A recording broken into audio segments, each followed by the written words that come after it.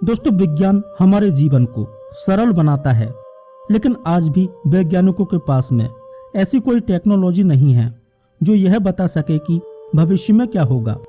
लेकिन हमारे सनातन धर्म में ऐसे ऐसे ऋषि मुनि हुए हैं जिन्होंने पूरे कलयुग में कब और क्या होगा सब कुछ पहले ही बता दिया था।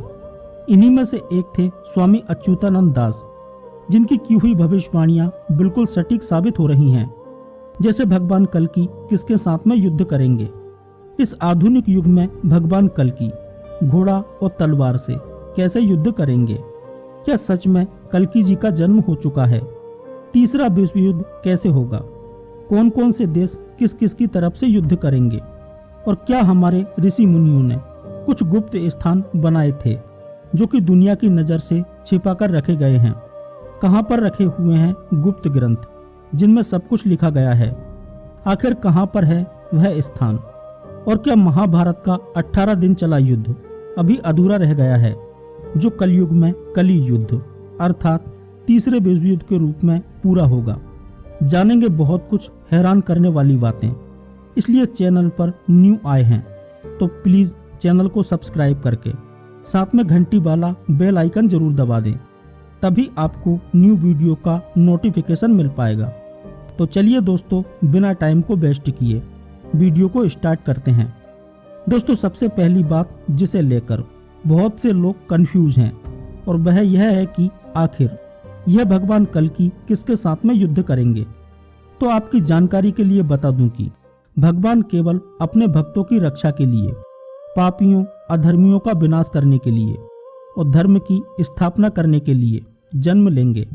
और वह बहुत ज्यादा प्रसिद्ध नहीं होंगे, यानी कि वह गुप्त रूप से रहेंगे। हर कोई उन्हें पहचान नहीं पाएगा। केवल जो प्रभु के भक्त लोग हैं, केवल वही उनको पहचान पाएंगे और दर्शन पाकर अपने जीवन को धन्य बनाएंगे। और रही बात युद्ध की, तो हर युग में भगवान जन्म लेते हैं तो राक्षसों का भी जन्म होता है, बस उन्हीं का विनाश करने के लिए और एक बार फिर से सतयुग प्रारंभ करने के लिए भगवान जन्म लेंगे। दोस्तों, स्वामी जी ने एक गुप्त ग्रंथ लिखा था जिसका नाम है चक्रामणाना। ये बहुत ही गुप्त ग्रंथ है। इसे स्वामी अच्युतानंद दास जी ने स्वयं प्रभु जगन्नाथ के आदेश से भक्तों के लिए लिखा था। इसमें बहुत कुछ रहस्यमयी बातें कलयुग को लेकर लिखी गई हैं, जैसे कलयुग के अंत में कैसा समय रहेगा, भगवान के भक्तों के लिए लिखी गई हैं। चक्रामणाना जो ग्रंथ है उसमें उन सभी भक्तों का वर्णन दिया गया है जो कि कलयुग में प्रभु के साथ में रहेंगे। और इस ग्रंथ को केवल भक्तों के सामने ही खोलने का आदेश है। भविष्य में होने वाली भविष्यवाणियों का दुनिया का सबसे सटीक वर्णन चक्रामणाना ग्रंथ में दिया गया है। जोबरा घाटी में सतयुग के प्रारंभ में एक परीक्षा होगी। उसमें इस ग्रंथ में लिखी हुई बातें पूछी जाएंगी, जैसे ब्रह्म एकाक्षर मंत्र क्या है। कमेंट करके बताओ किस किस को पता है, क्योंकि मैं तुम्हें पहले बता चुका हूँ। जो भक्त इन बातों को बता देगा वही प्रभु की कृपा का पात्र होगा। जिसे इन बातों का ज्ञान नहीं होगा तो वह अपने प्राण खो बैठेगा।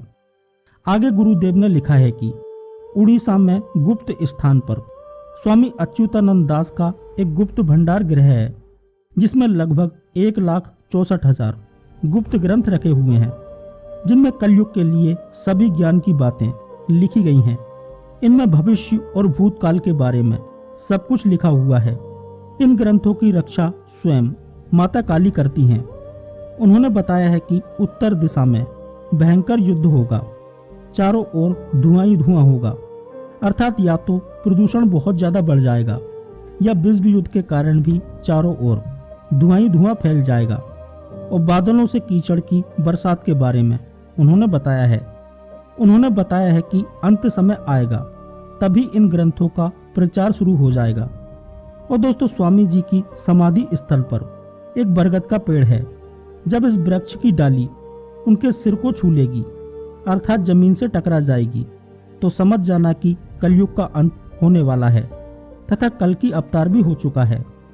कलयुग में ज्यादा करके खंड प्रलय ही आएंगी और ऐसा लगेगा मानो सब कुछ खत्म हो जाएगा।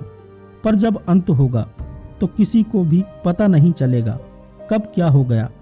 उन्होंने लिखा है कि प्रभु जगन्नाथ भक्तों के पास में रहेंगे, तब भी भक्त उन्हें पहचान नहीं पाएंगे।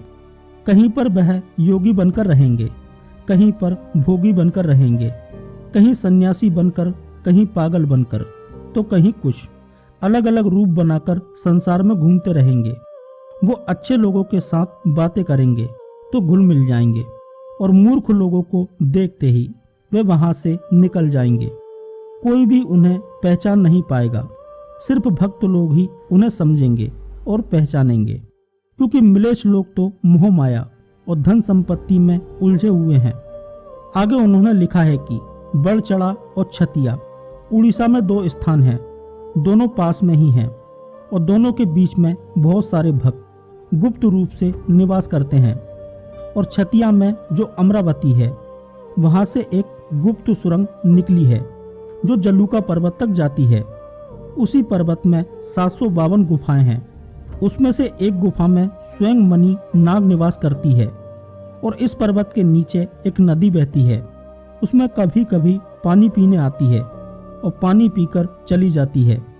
यह निकलेगी और अपने विनाश की लीला दिखाएगी। और उन्होंने लिखा है कि इस कलयुग में बहुत से मिलेच्छ भक्त बनकर घूम रहे हैं, लेकिन कलयुग के अंत में इनका अंत होना निश्चित है। जोगिनी अति प्रबल रूप से प्रकट होंगी और मिलेच्छों का नाश करेंगे। कलयुग के अंत में जो अज्ञानी और ढोंगी बाबा हैं, वह सिर्फ धन खाने के चक्कर में रहेंगे और पेट्रोल, डीजल, केरोसिन आदि का दाम आसमान छू जाएगा। बिना मौसम के बाढ़ आएगी, भूकंप आएगा, सारे देवी देवता अपना स्थान छोड़ देंगे और मानव रूप में जन्म लेंगे।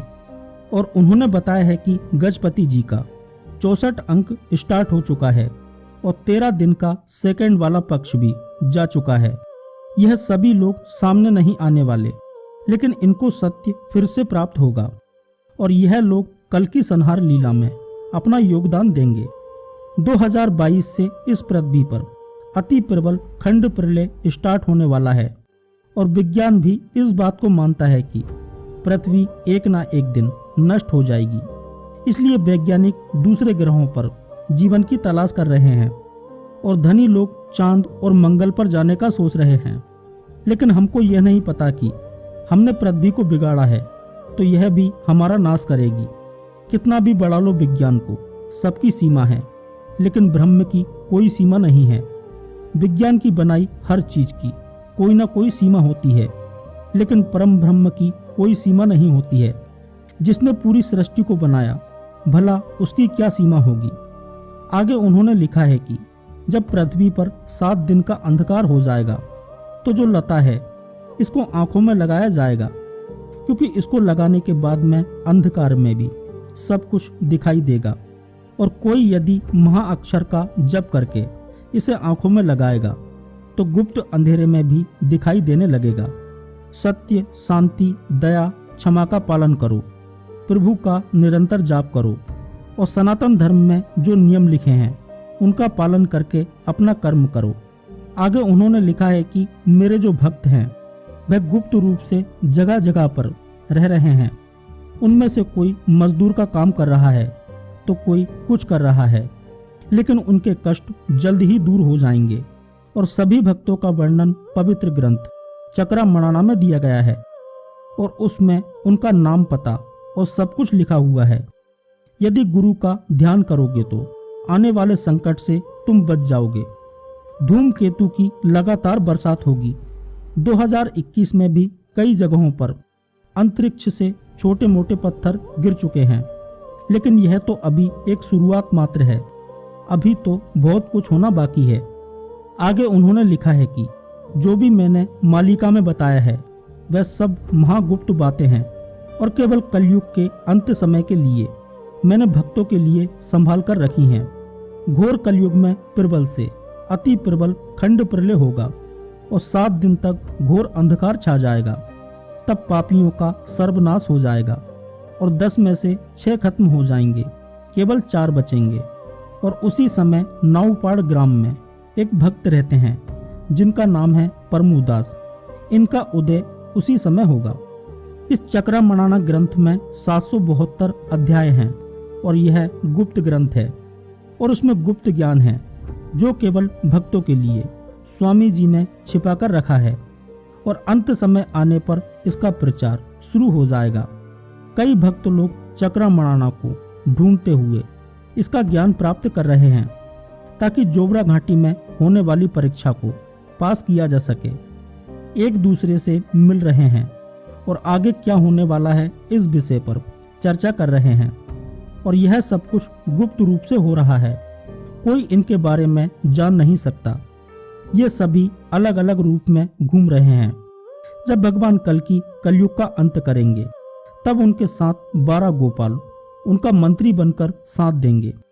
इनमें से एक गोपाल बाबा ध्रुव हैं। यह उनका प्राचीन नाम है, असली नाम कुछ और है।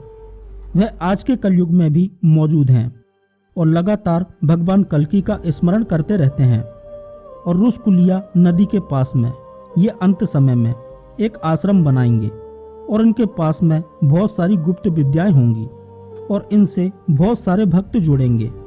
ये भक्तों को ज्ञान देंगे और बहुत सारे भक्तों को ट्रेनिंग भी देंगे।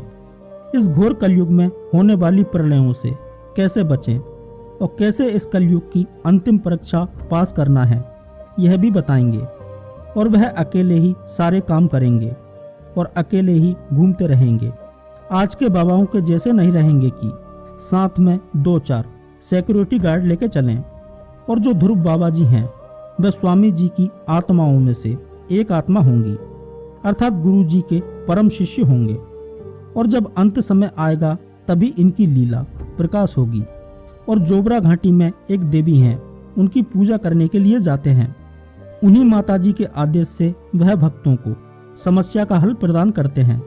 वह मौन घूमते रहते हैं और सभी भक्तों को पहचानते हैं, लेकिन किसी से कुछ कहते नहीं हैं। और साधना के बल पर उन्होंने नींद का त्याग कर दिया है। उन्हें नींद नहीं आती है। बाबा जी के पास महाशक्ति है। गोबरा नदी के तट पर त्रिशक्ति का मिलन होगा। एक भक्त है सोमनाथ, वह इन्हीं बाबा जी के साथ मिलकर त्रिशक्ति मिलन का काम करेंगे। जब परीक्षा होगी तो ध्रुव बाबा अलौकिक लीलाएं दिखाएंगे। और दोस्तों यह वही ध्रुव हैं जो वासुदेव की तपस्या में वन में लीन हो गए थे और इस कलयुग में गुप्त शक्तियों के साथ में जन्म ले चुके हैं। और इन्हीं की विद्या से सुदर्शन चक्र की लीला प्रकाश होगी। निराकार में प्रभु जगन्नाथ के शरीर से 5 ज्योतियां निकली और इन 5 ज्योतियों के नाम अच्युता, अनंत, जसवंत, जगन्नाथ एवं बलराम हैं, जिन्होंने इस पृथ्वी अर्थात मृत्यु धाम में जन्म लिया है। उन्होंने लिखा है कि मेरे लिए मेरे भक्त ही सब कुछ हैं। कटक में 12 हाथ की तलवार निकलेगी और रक्त की नदी बहेगी। भगवान कल्कि इस कलयुग का अंत करके सतयुग की स्थापना करेंगे। और खपरिया नामक स्थान पर देवी चंडी भी गुप्त रूप से रह रही हैं। और पूर्व में एक दिया जल रहा है जो कभी भी बुझता नहीं है।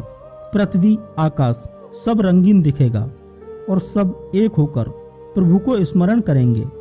कटक में एक बहुत बड़ा धर्म यज्ञ होगा जिसे कि धर्मराज युधिष्ठिर करेंगे। सुनने में अजीब लग रहा होगा। और नकुल गांजाम नामक स्थान पर छिपकर रह रहे हैं और वह बड़ी पर्वत पर अर्जुन भी गुप्त रूप से रह रहे हैं। बेलनगिरी में भीमसेन भी गुप्त रूप से रह रहे हैं। सहदेव कटक के बॉर्डर के अंदर रह रहे हैं। इटावा के देश में द्रौपदी रह रही हैं। इन जगहों के बारे में जानना अत्यंत कठिन है और यह सारी बातें बहुत ही गुप्त बातें हैं। एक समी का वृक्ष है, वहां पर अर्जुन के दिव्य अस्त्र शस्त्र अभी भी रखे हुए हैं और वह इन अस्त्रों शस्त्रों को भगवान कल्कि के आदेश से निकालेंगे। और इसको धारण करने से पहले एक मंत्र को जप करना पड़ता है। इसी मंत्र को भगवान कल्कि अर्जुन से पूछेंगे। जब अर्जुन इस मंत्र को बता देंगे तो उन्हें ये अस्त्र धारण करने का आदेश मिल जाएगा। और कटक में एक स्थान है जहाँ से 5 रास्ते निकलते हैं। वही भीमसेन का गदा भी मौजूद है और परीक्षा के समय भीमसेन को भी भगवान कल्कि आदेश देंगे और उन्हीं के आदेश से भीमसेन इस गदा को उठाएंगे और उसको धारण करके मिलेच्छों का नाश करेंगे। दोस्तों जो असली भक्त हैं वह इस कलयुग में बहुत ही ज्यादा कष्ट उठा रहे हैं कटक के चांदनी चौक में एक झगड़ा होगा जिसमें वीर श्री हनुमान प्रकट होकर विध्वंस कर देंगे और जो युधिष्ठिर जी हैं वह गुप्त रूप से जन्म ले चुके हैं और जगह जगह पर यज्ञ कर रहे हैं ताकि इस संसार का मंगल हो सके। अकाल मृत्यु हुआ करेंगी और पता भी नहीं चलेगा कि मृत्यु क्यों हुई, कब हुई, कैसे हुई। और उसी समय जो जगन्नाथ जी के ऊपर रत्न चांदुआ है उसमें आग लग जाएगी और उसी समय पागल इंजन अपनी बेड़ी तोड़कर बैरी स्टेशन आएगा और जगन्नाथ जी को पुरी से छतिया लेकर जाएगा और इस प्रकार प्रभु जगन्नाथ पुरी को छोड़ देंगे और छतिया में एक नया धाम बनेगा। अमरावती जो कि छतिया के सामने है, वहीं पर जलुका है और वहीं पर उदयगिरी पर्वत है और यह सब आपस में एक दूसरे से जुड़े हुए हैं और यहाँ पर सिद्ध आत्माएं, साधु संत, ऋषि मुनि गुप्त रूप से रह रहे हैं और अपने धर्म को बचाने की साधना कर रहे हैं। जब कटक से जलुका पर्वत जाएंगे तो बीच में गोविंदपुर पड़ता है जहाँ पर भक्त एकत्रित होंगे जो पूरे विश्व में भगवान कल्कि के नाम का प्रचार करेंगे। मंत्र, तंत्र, वेदांत ग्रंथ जितने भी ज्ञानी हैं, चाहे गुरु हो, चेला हो, सबकी परीक्षा यहीं पर होगी और सभी को परीक्षा देना पड़ेगा और यह परीक्षा स्वयं भगवान कल्कि लेंगे और 7 अंग का तत्व जो भक्त समझ पाएगा वही सतयुग में प्रवेश कर पाएगा और कटक में होने वाली इस परीक्षा में उत्तीर्ण होगा। और यदि वह साप्तांग तत्व को नहीं समझा पाया तो उधर ही उसका अंत हो जाएगा। दोस्तों, आप सोच रहे होंगे कि साप्तांग तत्व क्या है, तो मैं आपको थोड़ा सा बता दूं कि यह साप्तांग तत्व को समझना इतना आसान तो नहीं है। इसको समझने के लिए बहुत ही गहरा ज्ञान होना आवश्यक है। फिर भी मैं आपको बता दूं कि यह 7 तत्व हैं: सहस्त्र कर्म, आसन्य, मुद्रा, प्रत्याहारा, प्राणायाम, ध्यान, समाधि। भगवान कल्कि की जो लीला है वो गुप्त लीला है, इसे सभी लोग नहीं समझ पाएंगे, केवल कुछ भक्त लोग ही देख पाएंगे। बहुत से भक्त भगवान कल्कि को ढूंढ रहे हैं, इनमें से कुछ तो पागलों की तरह भगवान को ढूंढ रहे हैं। भगवान इनसे किसी भी रूप में मिलेंगे और परीक्षा लेंगे। यदि पास हुए तो राइट, नहीं तो क्रॉस का टिक करेंगे। भगवान कल्कि की माया किसी को समझ में नहीं आएगी और जब प्रलय आएगी तो जो भक्त लोग हैं इन्हीं 16 मंडल में से किसी एक मंडल में शरण लेंगे और उन्हीं भक्तों के लिए स्वामी जी ने चक्रामणाना ग्रंथ लिखा है। स्वामी जी ने लिखा है कि मेरे लिए मेरे भक्त ही सब कुछ हैं, उन्हीं के लिए मैं कल्कि अवतार लूंगा और पापियों का संहार करूंगा और उनका उद्धार करूंगा और अपने मस्तिष्क में 12 हाथ की तलवार रखूंगा और कलयुग के अंत में मेरे भक्तों को कुछ भी नहीं होने दूंगा। पंच सखा भी भगवान के ही अवतार हैं। कलयुग में भगवान का नाम ही आने वाली विपदाओं से बचाएगा। उड़ीसा के नेमालो ग्राम में गुप्त गंगा बहती है जहाँ पर कि गुरुदेव का समाधि स्थल है और यहाँ पर भी स्वामी जी के बहुत सारे भक्त गुप्त रूप से रह रहे हैं और अभी भी स्वामी जी का जो मुख्य ग्रंथ है वह भी उनकी समाधि स्थल के नीचे दबा हुआ है। यह जो मालिका जिससे हम ज्ञान पा रहे हैं यह तो अभी ट्रेलर है, असली मालिका तो अभी आना बाकी है। भगवान कल्कि इनकी समाधि स्थल पर यज्ञ करेंगे, तभी यह ग्रंथ भक्तों के लिए निकलेगा। और यहाँ पर केवल एक ग्रंथ ही नहीं निकलेगा बल्कि और भी बहुत सारी चीजें निकलेंगी जिन्हें बता नहीं सकते हैं। यह ज्ञान केवल भक्तों के लिए है और उन्होंने लिखा है कि मरी हुई मूर्ति की पूजा करने से कुछ नहीं मिलेगा, अपनी आत्मा की पूजा करो, वही ब्रह्म ज्ञान है।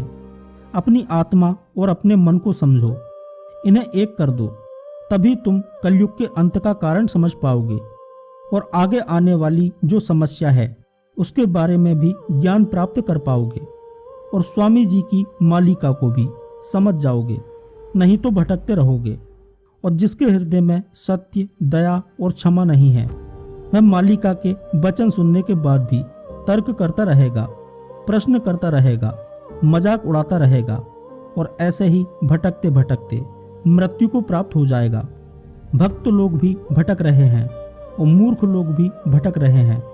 भक्तों को उनका उद्देश्य पता है, लेकिन मूर्खों को कुछ नहीं पता है।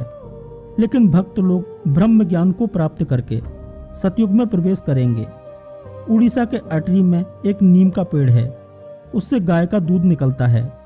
एक पहाड़ है सप्तमणि सप्त शंख, वहां उसके नीचे रुसकुल्या नदी बहती है। वहां पर एक मणि वाला सांप रहता है, जो कि अंत समय में निकलेगा और तबाही मचाएगा। यह उड़ीसा के गंजाम में है और साधु संतों का यहाँ जन्म हुआ है और साधना करके यहाँ से चले गए हैं। हंसनाद के निकट भीमसेन भी गुप्त रूप से रह रहे हैं। पांचों पांडवों का जन्म हो चुका है और वह थोड़े दिन में सबके सामने आ जाएंगे, लेकिन इनको कोई भी पहचान नहीं पाएगा। बहुत सारे अज्ञानी और मिलेच उड़ीसा के बराधिक में मरेंगे और घर तंगड़ नाम का एक पर्वत है, वहां पर एक जंगल है, उसमें एक अमर औषधीय गुण वाला वृक्ष मौजूद है। यहीं पर गुरु ध्रुव ने तपस्या की थी और यह वृक्ष दिन में मरा हुआ नजर आता है, अर्थात सूखा हुआ नजर आता है। इसका एक भी पत्ता दिखाई नहीं देता है। इसके पत्ते 3 पत्ती की जोड़ी में होते हैं। इसका सेवन करने से उम्र घट जाती है। हाँ दोस्तों, सही सुना आपने। ऐसा इसलिए क्योंकि यह कलयुग है और यदि अमरता प्रदान करने वाला वृक्ष सबके सामने आ गया तो आप समझ ही सकते हैं कि क्या होगा। कलयुग में यह वृक्ष हर किसी को दृश्य नहीं होगा। आगे उन्होंने लिखा है कि कटक का जो चौद्वार है, इसका नाम पहले विराट गादी अर्थात विराट राजा का राज था। महाभारत के विराट पर्व में जो स्थान लिखा गया है वो कटक का चौद्वार ही है और यहीं पर महायुद्ध होगा।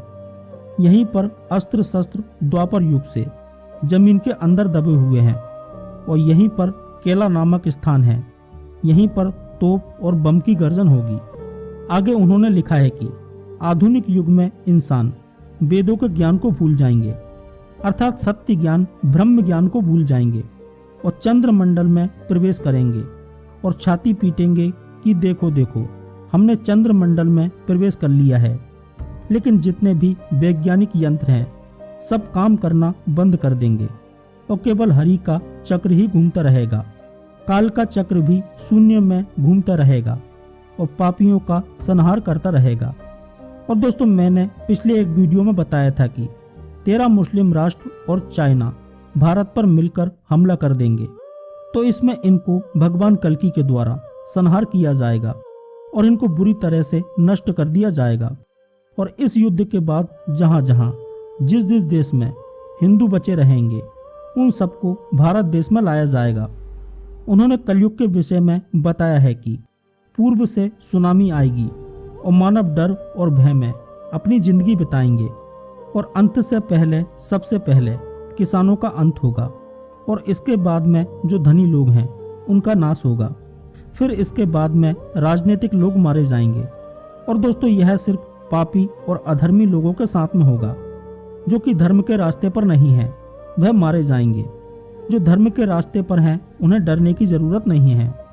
उन्होंने लिखा है कि अंत समय के लिए 3000 भक्तों को छुपाकर रखा गया है और यह भक्त विश्व के 64 मंडलों में फैले हुए हैं, जिनमें से 256 भक्त स्वामी जी के डायरेक्ट संपर्क में हैं और यह सभी बहुत ही गुप्त और स्वामी जी के परम भक्त हैं। अब भगवान धर्म स्थापना के लिए इनको स्वप्न में आकर उपदेश देंगे, जो कि धर्म स्थापना में अपने आप को लिप्त करेंगे और नित्य पंचसखा आएंगे और लीला दिखाएंगे। नित्य पंचसखा अर्थात जो कि श्री कृष्ण के साथ थे, जैसे कि उनके बचपन में 5 मित्र थे, ऐसे ही महाभारत युद्ध के समय 5 पांडव थे, वह होंगे। और हेतु पंचसखा वह हैं जिन्होंने मालिका ग्रंथों की रचना की है। और दोस्तों, जो कंस है वह किचकपुर नामक स्थान पर मुस्लिम परिवार में जन्म लेगा। वह द्वापर युग में तो महापापी था ही सही, लेकिन इस कलयुग में भी और भी ज्यादा महापापी होगा और भगवान के भक्तों की हत्या करेगा और यह एक आतंकवादी होगा और इसकी मौत एनकाउंटर में होगी। और भगवान कल्कि कौस्तुभ मणि और मयूर सिंहासन को भी ब्रिटेन से भारत लेकर आएंगे। अब बात करते हैं कि तृतीय विश्व युद्ध कब होगा। दोस्तों, यदि आपको लग रहा है कि तीसरे विश्व युद्ध की शुरुआत होने वाली है तो आपको बिल्कुल गलत लग रहा है। जी हाँ, क्योंकि तीसरे विश्व युद्ध की शुरुआत तो कब की हो चुकी है। आर्मीनिया और अजरबैजान का युद्ध हो, तालिबान का अफगानिस्तान पर कब्जा हो और अब रसिया का यूक्रेन पर हमला, चीन का ताइवान पर दबाव हो, रूस अमेरिका का तनाव हो, भारत पाकिस्तान, चीन का श्रीलंका पर दबाव हो और अब आगे क्या होने वाला है। मालिका में तृतीय विश्व युद्ध को लेकर बताया गया है कि जिस वर्ष 4 चंद्र ग्रहण एक साथ पड़ेंगे उस वर्ष विश्व युद्ध की शुरुआत हो जाएगी। दोस्तों, आपको जानकर हैरानी होगी कि 2020 में भी 4 चंद्र ग्रहण एक साथ पड़े थे, इसलिए वह वर्ष 2020 हो सकता है जबकि विश्व युद्ध की शुरुआत हो चुकी है। इस वर्ष आर्मीनिया और अजरबैजान का युद्ध हुआ था। इसके बाद तालिबान ने अफगानिस्तान पर कब्जा कर लिया और अब रूस यूक्रेन पर हमला किया जा रहा है और चाइना भी ताइवान पर कब्जा करने की कोशिश कर रहा है। यदि ऐसी स्थिति में नाटो देश यूक्रेन की ओर से लड़ने लगे तो फिर विश्व युद्ध होना तय है, क्योंकि फिर रूस के सहयोगी देश भी उसके साथ खड़े हो जाएंगे। फिर दुनिया में भयंकर स्थिति उत्पन्न हो सकती है। चाइना 13 मुस्लिम देशों के साथ मिलकर भारत पर हमला कर देगा और मुस्लिम देशों में मुख्य रूप से पाकिस्तान, अफगानिस्तान और तुर्की होंगे। और दोस्तों, मालिका में बताया गया है कि विश्व युद्ध के बाद में दुनिया की केवल 7 से 8% जनसंख्या ही बच पाएगी, बाकी सभी लोगों को मरना होगा। इसमें बताया गया है कि चाइना पूरी तरह से तबाह हो जाएगा और कई भागों में विभक्त हो जाएगा। रसिया हिंदू राष्ट्र बन जाएगा और जब भयंकर विश्व युद्ध चल रहा होगा उसी समय आसमान से उल्कापिंड गिरने लगेंगे और बहुत से खंड प्रलय एक साथ आएंगी। इससे चारों ओर हाहाकार मच जाएगा। सब लोग भगवान से प्रार्थना करने लगेंगे। दोस्तों, भूरिश्रवा इंद्र के समान पराक्रमी महायोद्धा थे। उन्होंने महाभारत कुरुक्षेत्र में कौरवों की तरफ से युद्ध किया था। भूरिश्रवा ने अपने भाई सल के साथ मिलकर महाभारत युद्ध में एक से एक योद्धाओं को मौत के घाट उतार दिया था। वह कौरवों के 11 सेनापतियों में से एक थे। जब भूरिश्रवा और सात्यकी दोनों युद्ध कर रहे थे तो सात्यकी की तलवार जमीन पर गिर गई। भूरिश्रवा ने उनको उठाने तक का मौका भी नहीं दिया और उनके बालों को पकड़कर उनका सिर काटने के लिए तलवार चलाई। सात्यकी अर्जुन की ओर देखने लगे और अर्जुन भी कुछ दूर से इस द्वंद्व युद्ध को देख रहे थे। जब उन्हें सात्यकी के प्राण खतरे में लगे तो उन्होंने शीघ्रता से एक बाण इस प्रकार छोड़ा कि भूरिश्रवा का तलवार वाला हाथ कोहनी के पास से कटकर गिर गया। इस तरह सात्यकी की जान बच गई। हालांकि यह घटना युद्ध के नियम के विरुद्ध थी। भूरिश्रवा अर्जुन के इस हस्तक्षेप से बहुत नाराज हुआ। युद्ध के नियमों के अनुसार जब दो बराबर के योद्धा आपस में लड़ रहे हों तो किसी तीसरे को उनके बीच में हस्तक्षेप नहीं करना चाहिए। भूरिश्रवा इस घटना से दुखी होकर युद्ध क्षेत्र में ही आमरण अनशन पर बैठ गए, लेकिन सात्यकी ने अचानक तलवार उठाकर धरने पर बैठे निहत्थे भूरिश्रवा का सिर काट डाला और भूरिश्रवा मारा गया। इसलिए वीरता से युद्ध करने की उसकी इच्छा अधूरी रह गई थी।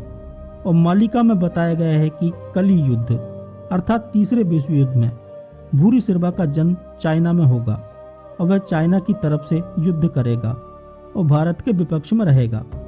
दोस्तों, अश्वत्थामा कृपाचार्य की बहन कृपि तथा द्रोणाचार्य के पुत्र थे।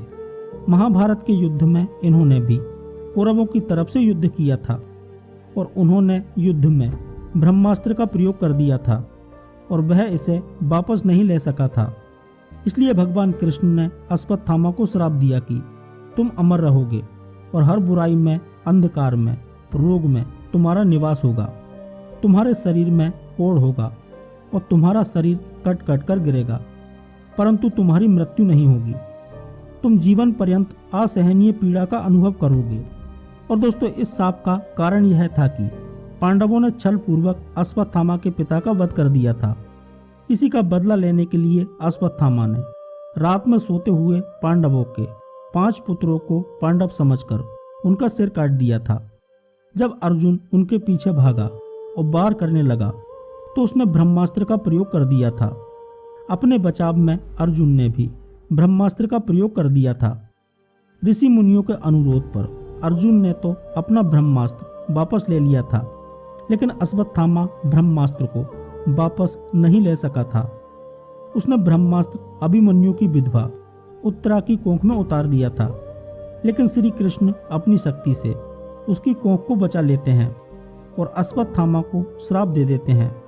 दोस्तों, अश्वत्थामा एक ऐसे योद्धा थे जो अकेले की दम पर पूरा युद्ध लड़ने की क्षमता रखते थे।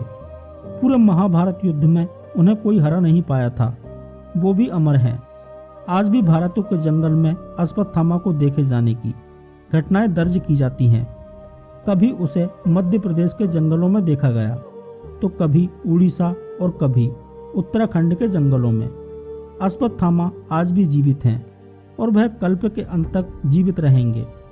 द्रोण ने अश्वत्थामा को धनुर्वेद के सारे रहस्य बता दिए थे। सारे दिव्यास्त्र, आग्नेयास्त्र, वरुणास्त्र, पर्जन्यास्त्र, वायव्यास्त्र, ब्रह्मास्त्र, नारायणास्त्र, ब्रह्मशिर आदि सभी उसने सिद्ध कर लिए थे। वह भी द्रोण, भीष्म, परशुराम की कोटि का धनुर्धर बन गया था। कृप, अर्जुन व कर्ण भी उससे अधिक श्रेष्ठ नहीं थे। नारायण अस्त्र एक ऐसा अस्त्र था जिसका ज्ञान द्रोण के अलावा महाभारत के किसी अन्य योद्धा को नहीं था। यह बहुत ही भयंकर अस्त्र था। श्राप के कारण उनकी भी युद्ध करने की इच्छा अधूरी रह गई थी, इसलिए कलयुग में कली युद्ध में उनकी यह इच्छा पूरी हो जाएगी। दोस्तों, अश्वत्थामा को श्राप केवल 6000 वर्षों के लिए दिया गया था। भविष्य मालिका के अनुसार अश्वत्थामा का जन्म जर्मनी में होगा और वह विश्व युद्ध में भारत के साथ मिलकर युद्ध करेंगे। दोस्तों, अभिमन्यु चक्रव्यूह में फंसकर इसलिए मारे गए थे क्योंकि उन्हें चक्रव्यूह भेदना नहीं आता था। भगवान श्री कृष्ण की नीति के चलते अर्जुन के पुत्र अभिमन्यु को चक्रव्यूह को भेदने का आदेश दिया गया।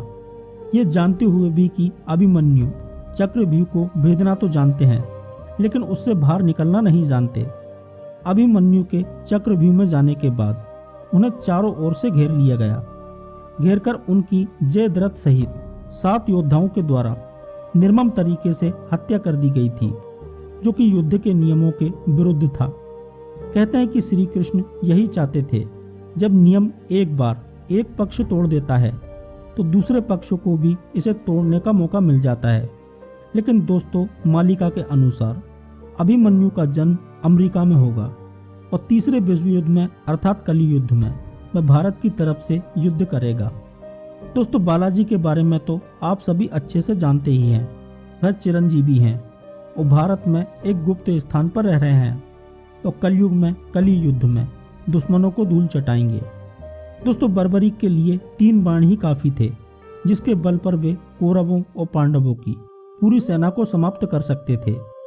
युद्ध के मैदान में भीमपौत्र, बर्बरीक दोनों खेमों के मध्य बिंदु एक पीपल के वृक्ष के नीचे खड़े हो गए और यह घोषणा कर डाली कि मैं उस पक्ष की तरफ से लड़ूंगा जो हार रहा होगा। बर्बरीक की इस घोषणा से कृष्ण चिंतित हो गए। भीम के पौत्र बर्बरीक के समक्ष जब अर्जुन तथा भगवान श्री कृष्ण उसकी वीरता का चमत्कार देखने के लिए उपस्थित हुए, तब बर्बरीक ने अपनी वीरता का एक छोटा सा नमूना मात्र ही दिखाया। कृष्ण ने कहा कि यह जो वृक्ष है, इसके सारे पत्तों को एक ही तीर से छेद दो तो मैं मान जाऊंगा। बर्बरीक ने आज्ञा लेकर तीर को वृक्ष की ओर मोड़ दिया। जब तीर एक एक करके सारे पत्तों को छेदता जा रहा था, उसी समय एक पत्ता टूटकर नीचे गिर पड़ा। कृष्ण ने उस पत्ते पर यह सोचकर पैर रखकर उसे छुपा लिया कि यह छेद होने से बच जाएगा, लेकिन सभी पत्तों को छेदता हुआ वह तीर कृष्ण के पैरों के पास आकर रुक गया। तब बर्बरीक ने कहा कि प्रभु, आपके पैर के नीचे एक पत्ता दबा हुआ है, कृपया पैर हटा लीजिए, क्योंकि मैंने तीर को सिर्फ पत्तों को छेदने की आज्ञा दे रखी है, आपके पैरों को छेदने की नहीं। उसके इस चमत्कार को देखकर कृष्ण चिंतित हो गए। भगवान श्री कृष्ण यह जानते थे कि बर्बरीक प्रतिज्ञावश हारने वाले का साथ देगा। यदि कौरव हारते हुए नजर आए तो फिर पांडवों के लिए संकट खड़ा हो जाएगा, और यदि जब पांडव बर्बरीक के सामने हारते नजर आए तो फिर वह पांडवों का साथ देगा। दोनों तरफ की सेनाओं को एक ही तीर से खत्म कर देगा। तब भगवान श्री कृष्ण ब्राह्मण का वेश बनाकर सुबह बर्बरीक के शिविर के द्वार पर पहुंच गए और दान मांगने लगे। बर्बरीक ने कहा, मांगो ब्राह्मण, क्या चाहिए? ब्राह्मण रूपी कृष्ण ने कहा कि तुम दे न सकोगे, लेकिन बर्बरीक कृष्ण के जाल में फंस गए और कृष्ण ने उनसे उनका शीश मांग लिया। बर्बरीक द्वारा अपने पितामह पांडवों की विजय हेतु स्वेच्छा के साथ शीश दान कर दिया गया। बर्बरीक के इस बलिदान को देखकर दान के पश्चात श्री कृष्ण ने बर्बरीक को कलयुग में स्वयं के नाम से पूजित होने का वर दिया। आज बर्बरीक को खाटू श्याम के नाम से पूजा जाता है। जहाँ कृष्ण ने उनका शीश रखा था उस स्थान का नाम खाटू है। छल के कारण इनकी भी युद्ध करने की इच्छा मन में रह गई थी, इसलिए कली युद्ध में उनकी यह इच्छा पूरी हो जाएगी और उनका जन्म जापान में होगा और वह विश्व युद्ध में भारत का साथ देंगे। दोस्तों, आप में से बहुत से लोग कलयुग की आयु को लेकर प्रश्न करते हैं कि कलयुग की आयु 5000 वर्ष है या फिर 4,32,000 वर्ष है। तो दोस्तों, आपकी जानकारी के लिए बता दूं कि कलयुग की जो वास्तविक आयु है वह 4,32,000 वर्ष ही है, लेकिन पाप और अधर्म के कारण इसकी आयु घटकर बहुत ही कम रह गई है। और जितना ज़्यादा पाप, अधर्म, अत्याचार बढ़ेगा उतनी ही जल्दी कलयुग का अंत हो जाएगा। जैसा कि आप रावण के बारे में जानते होंगे कि रावण को कई महायुगों तक जीने का वरदान प्राप्त था, लेकिन उसके कर्मों के कारण वह अपनी आयु को पूरा नहीं कर पाया था। पाप के कारण उसकी आयु कम रह गई थी और इसी कारण से कलयुग की आयु भी बहुत ही कम रह गई है। पहली बाल्यकाल, दूसरी पोगडन, तीसरी यौवन और चौथी है जरावस्था। अब पृथ्वी पर पाप और अधर्म के आधार पर कलयुग की आयु होगी, क्योंकि कलयुग में कर्म ही सब कुछ है। इसलिए अच्छे कर्म करो ताकि आज नहीं तो कल आपको इसका फल मिल सके, नहीं तो बुरे कर्मों वालों का तो बहुत ही बुरा हाल होने वाला है। मालिका के दिव्य ज्ञान को आगे बढ़ाते हुए अब बात करते हैं कि जो भगवान कल्कि की लीलाएं हैं उन्हें समझना हर किसी के बस की बात नहीं है। वह अपने भक्तों को प्रमाण भी देते रहते हैं, लेकिन भक्त लोग ही अपने प्रभु को समझ पाएंगे। भगवान श्री हरि की लीलाओं का कोई भी वर्णन नहीं कर सकता। गोपियां श्री हरि के चरणों में रहते हुए भी उनकी लीलाओं को नहीं समझ पाई थी। इसलिए यदि प्रभु की लीलाओं को जानना चाहते हो तो प्रभु के चरणों का ध्यान करो, प्रभु के नाम का जाप करो, धर्म और भलाई के रास्ते पर चलो, तभी तुम प्रभु को समझ पाओगे। और दोस्तों, गुरुदेव ने स्पष्ट रूप से लिखा है कि कलयुग में प्राणी लोभ, पाप, अधर्म आदि में डूबे रहेंगे। इसलिए यह दिव्य ज्ञान हर किसी मूर्ख को समझ में नहीं आएगा। दोस्तों, गुरुदेव ने स्पष्ट रूप से लिखा है कि कलयुग में प्राणी लोभ, पाप, अधर्म आदि में डूबे रहेंगे। इसलिए यह दिव्य ज्ञान किसी भी मूर्ख के समक्ष प्रकट मत करना। और दोस्तों, स्वामी जी ने आगे बताया है कि पंचांग बनाने वाले ज्योतिष हैं, जो कि तिथि, लग्न, नक्षत्र, ग्रहों की गणना करते हैं। उनकी बुद्धि भ्रष्ट हो जाएगी और उसी समय प्रभु निराकार अपने अंश से कल्कि के रूप में प्रकट होंगे। दोस्तों, आप देख ही सकते हैं कि हमारे कुछ त्योहार जो रहते हैं उन्हें कुछ लोग एक दिन पहले मनाते हैं तो कुछ लोग एक दिन बाद में। आगे गुरुदेव ने बताया है कि जब प्रलय आएगी तो सभी की मति भंग हो जाएगी। केवल कुछ गिने चुने लोग जो भक्त रहेंगे, जो प्रभु का स्मरण करते हैं, वही प्रभु की लीलाओं को समझ पाएंगे। अपने आप को बचाने के लिए पहाड़ों और गुफाओं में छिपाएंगे और 31 दिन बिना अन्न और जल के रहेंगे और प्रभु कल्कि से प्रार्थना करेंगे। तब प्रभु अपने भक्तों की रक्षा के लिए अवश्य आएंगे। और दोस्तों, 31 दिन का यह कष्ट भक्तों की परीक्षा का एक पार्ट होगा। आप सोचें कि कितने भाग्यशाली होंगे वह लोग जो कि प्रलय से बच जाएंगे। दोस्तों, स्वामी जी ने बताया है कि धनिया पर्वत पर गुप्त रूप से अपार धन मौजूद है और इस धन को स्वयं महाराज युधिष्ठिर जी ने उन भक्तों के लिए बचा कर रखा है जो कलयुग की परीक्षा को पास करके सतयुग की नींव रखेंगे और इस युग में अखंड भारत पुनः विश्व गुरु बनेगा और यहाँ पर केवल एक ही धर्म रहेगा और एक ही धर्म था और वह है सनातन धर्म। और दोस्तों, गुरुदेव ने आगे अपने ग्रंथ में लिखा है कि श्री कृष्ण और माता द्रौपदी का रिश्ता विचित्र था, क्योंकि एक बार जब माधव के हाथ में चोट लगी तो यह दृश्य उनकी सभी पत्नियां देख रही थीं और यह सब देखकर उनकी कोई पत्नी कपड़ा लेने भागी, तो कोई औषधि लेने के लिए, तो कोई वेद को बुलाने गई। लेकिन वहीं एक कोने में माता द्रौपदी बैठी थी। उन्होंने यह सब देखा तो उन्होंने अपना पल्लू फाड़कर श्री कृष्ण का हाथ बांध दिया, जिससे रक्त बहना बंद हो गया था। जो काम उनकी पत्नियां नहीं कर पाईं, वो माता द्रौपदी ने कर दिया था। और दोस्तों, यह बहुत ही विचित्र दृश्य था और इसको कहने का मतलब यह है कि इस कलयुग में जितने भी शास्त्र पुराण प्रकाशित हुए हैं, सबके सब गलत हैं, क्योंकि असली शास्त्र पुराणों का ज्ञान पूरी तरह गायब हो चुका है। इसलिए मालिका में जो गुप्त बातें लिखी गई हैं उन्हें कोई भी समझ नहीं पाएगा और बहुत से लोग इसका केवल मजाक ही उड़ाएंगे। जो पाखंडी लोग हैं वे अपने को भक्त कहेंगे और जो असली भक्त हैं वे बहुत ही ज़्यादा प्रताड़ित होंगे। आप देख ही रहे होंगे कि कुछ बाबा लोग पाखंडी और ढोंगी हैं और अभी जेल में हैं, जो अपने आप को सच्चा भक्त कहते हैं, लेकिन असली भक्त अभी बहुत ही ज़्यादा कष्ट में है। दोस्तों, आप मालिका की किसी भी बात को मजाक में मत लीजिए, क्योंकि जब यह सभी घटनाएं भविष्य में होंगी तो बुद्धि और विवेक काम करना बंद कर देगा। इसलिए समय रहते इन बातों को अपने दिमाग में अच्छे से बैठा लीजिए। आगे गुरुदेव ने बताया है कि जो भ्रष्ट राजनेता हैं, इनका बहुत ही बुरा हाल होगा।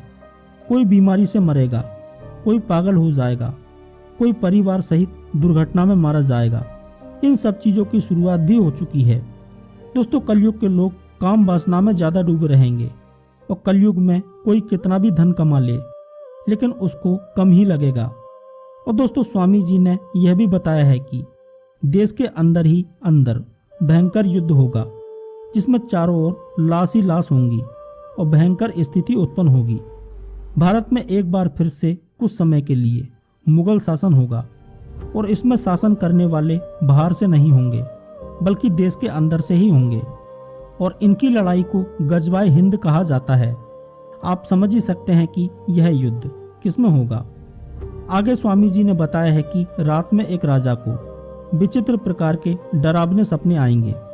इसके बाद वह दक्षिण कटक में प्रवेश कर जाएगा और कटक की सारी धन दौलत को लूट कर ले जाएगा और यहाँ लूटपाट करने के बाद में छतिया में जाएगा और यहाँ पर 12 हाथ की तलवार को ढूंढेगा।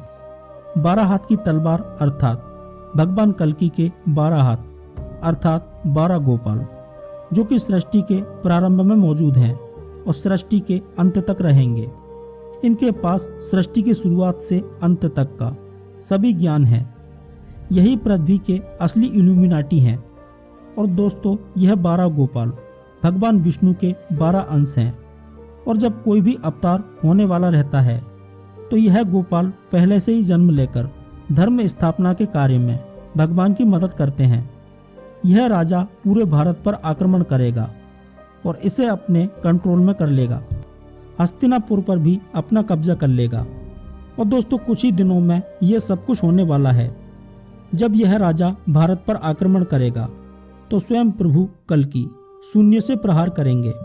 ऐसा प्रहार कि राजा की पूरी सेना ताश के पत्तों की तरह बिखर जाएगी और यह राजा भारत में इस्लामिक शासन स्थापित करने के लिए हमला करेगा। लेकिन उस मूर्ख को यह नहीं पता होगा कि यह एक मायाजाल है और राजा को भगवान कल्कि स्वप्न में समझाएंगे भी सही, लेकिन वह राजा नहीं मानेगा। इसके बाद कटक में 5 दिन और 5 रात तक भयंकर युद्ध चलेगा और चारों ओर आतंक छा जाएगा और इस युद्ध में स्वयं देवता मानव के रूप में रहेंगे और भगवान कल्कि एक महायुद्ध का आरंभ करेंगे और कुछ देवता स्वर्ग से आकर प्रभु कल्कि का दर्शन करेंगे और दोस्तों यह सब कुछ बहुत ही जल्दी होने वाला है, इसलिए जितना जल्दी हो सके सभी बातों को जान लो, क्योंकि जो दुश्मन है उन्होंने पूरी तैयारी कर ली है। इसलिए सनातनियों तुम भी तैयार रहो इस धर्म युद्ध के लिए। दोस्तों आगे स्वामी जी ने बताया है कि 5100 वर्षों तक का कलयुग का कली अपना प्रकोप बढ़ा चुका है। उसके प्रकोप से पृथ्वी पर खंड प्रलय आएंगी, महामारी आएगी, युद्ध होगा। इसके साथ ही कई अनैतिक घटनाएं पृथ्वी पर देखने को मिलेंगी। और दोस्तों धर्म युद्ध का पहला युद्ध त्रिजटा वंश प्रारंभ करेगा और 2019 में त्रिजटा वंश के लोगों ने इसकी शुरुआत भी कर दी है। दोस्तों आगे स्वामी जी ने बताया है कि इस कलयुग में बहुत सारे असुरों का जन्म हुआ है और असुर उसे कहा जाता है जो असत्य को अपना धर्म मानता है, सत्य पर चलने वाले मानवों पर अत्याचार करता है, नारियों पर अत्याचार करता है, लोगों का धन लूट लेता है और अपने आप को पाप कर्मों में लिप्त रखता है, वही असुर है। ऐसे ही 3 असुर रहेंगे जो कि पृथ्वी पर सबसे ज़्यादा आतंक मचाएंगे। उनमें से सबसे पहला होगा भूरिश्रवा जो कि चाइना में है। दूसरा है कली पुरुष अर्थात त्रिजटा वंश का आखिरी वारिस। तीसरा है कलिंगासुर जो कि भारत में ही है। भूरिश्रवा पूरे विश्व को परेशान करेगा और भारत पर परमाणु हमला यही करेगा।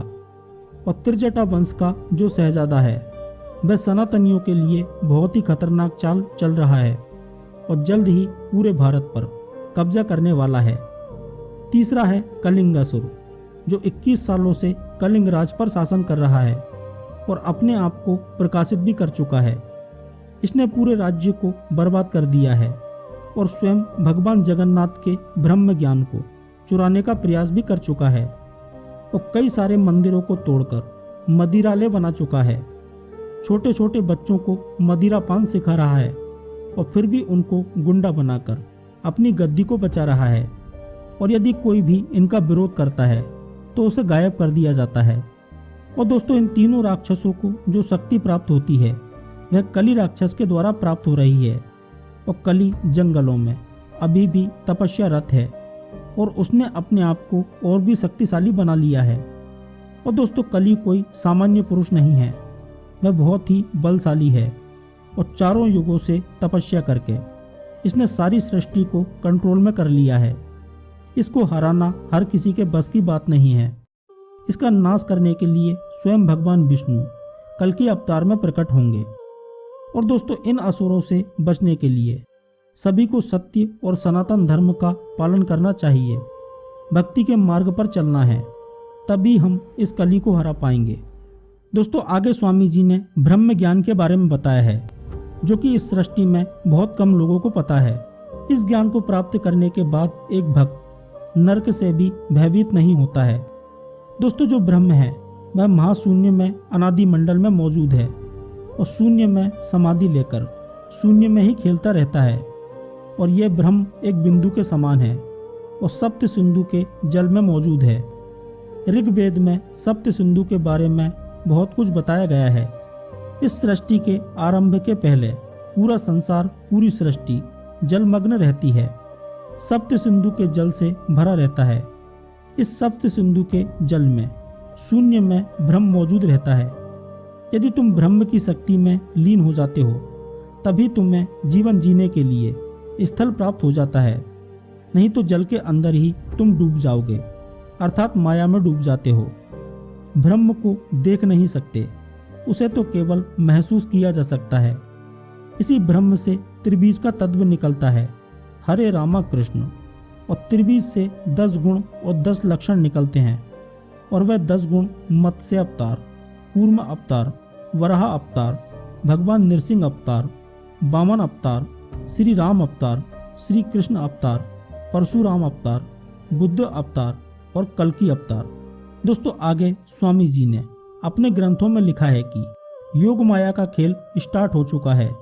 सभी पापियों की लिस्ट तैयार हो चुकी है और यमराज ने भी अपनी अनुमति दे दी है। योग माया के प्रकोप से कोई भी पापी बच नहीं पाएगा।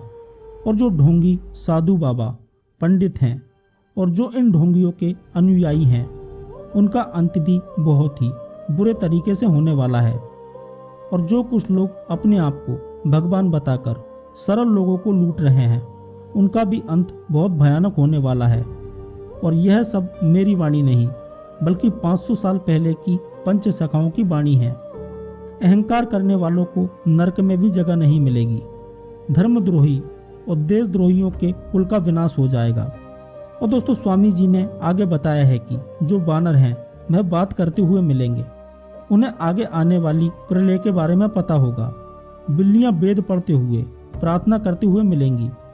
दोस्तों, अमेरिका के सैन फ्रांसिस्को में एक गोरिल्ला था जिसको कई प्रकार की मिलिट्री भाषाएं और 2000 से भी ज़्यादा शब्द याद थे, और वह मानवों के साथ बहुत ही आसानी से मनुष्यों के साथ संचार कर पाता था। उसने मनुष्यों के लिए एक बहुत ही बड़ा संदेश दिया था। उसने बोला था कि मनुष्य सबसे मूर्ख प्राणी है, और उसने बोला था कि जल्द ही इस सृष्टि को बचा लो, नहीं तो तुम्हें बचाने कोई नहीं आएगा। इस गोरिल्ला का नाम कोको है, जिसे आप YouTube पर सर्च करके देख सकते हो। दूसरी चीज़ है बिल्ली। एक बिल्ली थी जिसका नाम है हीटल, जो म्यांमार में एक बुद्ध मंदिर है जिसमें वह साधु थी। उसे वेदों का ज्ञान था और हर दिन भगवान बुद्ध के सामने ध्यान मग्न होकर प्रार्थना भी करती थी। नॉन वेज भी नहीं खाती थी। अब दोस्तों, आप समझ ही सकते हैं कि गुरुदेव ने 500 साल पहले यह सब कुछ कैसे बता दिया था। यह घटना घट चुकी है। अब आगे क्या होगा? आगे स्वामी जी ने बताया है कि उन 50 प्रकार की वायु इस तरह बहेंगी कि पूरी पृथ्वी को असंतुलित कर देंगी। उन 50 वायु वही हैं जिनकी मदद से हम हमारे शरीर के माध्यम से बहुत से कार्य कर पाते हैं। और उन 50 वायु में सबसे महत्वपूर्ण वायु है प्राण वायु। सर से लेकर पैर तक हमारे शरीर का जो सेंस सिस्टम है वो इन्हीं वायु की वजह से चल रहा है। यही उन 50 वायु पृथ्वी पर जीवन का माध्यम है। इन दोनों तत्वों में जब पृथ्वी का अनबैलेंस हो जाएगा तो पृथ्वी पर नाना रोग, बीमारियां आएंगी जिनको ना तो पहचान पाएंगे ना ही ठीक कर पाएंगे। और पृथ्वी पर ऐसे तूफान, टोर्नेडो, हरिकेन आएंगे जिनके बारे में ना तो कभी सोचा है और ना ही कभी देखा है। और मानव शरीर और पृथ्वी विध्वंस हो जाएंगे, कुछ भी नहीं बचेगा। इन सभी घटनाओं की शुरुआत हो चुकी है। और दोस्तों, जो पंच सखा हैं वह भी हर युग में जन्म लेते हैं, और ये 5 अवतार प्रभु के ही अंश हैं। स्वयं निराकार इनको पृथ्वी पर भेजते हैं ताकि अवतार एवं उनकी लीलाओं को प्रकाशित किया जा सके। चाहे कोई सा भी अवतार हो, चाहे कोई सा भी युग हो, हर युग में यह पंच सखा उपस्थित होते हैं। जैसे गुरु अच्युतानंद सतयुग में कृपा जाल ऋषि के रूप में आते हैं, त्रेता में नल के रूप में आते हैं, द्वापर में सुदामा के रूप में आते हैं, और कलयुग में गुरु अच्युतानंद के रूप में आते हैं। ये पंच सखा न केवल भविष्यवाणियां करते हैं बल्कि बहुत सारे ज्ञान को प्रकाशित भी करते हैं, जैसे साहित्य, कला, विज्ञान, एस्ट्रोलॉजी, तंत्र, मंत्र, यंत्र आदि। और दोस्तों, स्वामी जी ने आगे बताया है कि जो सोलर फ्लेयर्स है वह पूरी सभ्यता को खत्म करने की क्षमता रखता है। वह पृथ्वी पर आने वाला है। दोस्तों, सोलर फ्लेयर्स वह होती है जो कि सूर्य से निकलती है, लेकिन हमारी पृथ्वी का चुंबकीय क्षेत्र इसे पृथ्वी तक नहीं आने देता है। लेकिन ग्लोबल वार्मिंग, परमाणु परीक्षण, सैटेलाइट एक्टिविटी की वजह से यह परत कमजोर हो गई है, जिसके कारण आगे चलकर यह फ्लेयर्स पृथ्वी पर आएंगी और मानव, जीव जंतु एवं पेड़ पौधों को नष्ट कर डालेंगी, जिससे सैटेलाइट नीचे गिर जाएंगी। इलेक्ट्रॉनिक उपकरण काम करना बंद कर देंगे। इन सब से बचना मुश्किल ही नहीं, नामुमकिन है। अब इससे बचने का समय हमारे हाथों से निकल चुका है, और इस प्रलय से विज्ञान नहीं बचा पाएगा, केवल प्रभु का नाम ही बचा पाएगा।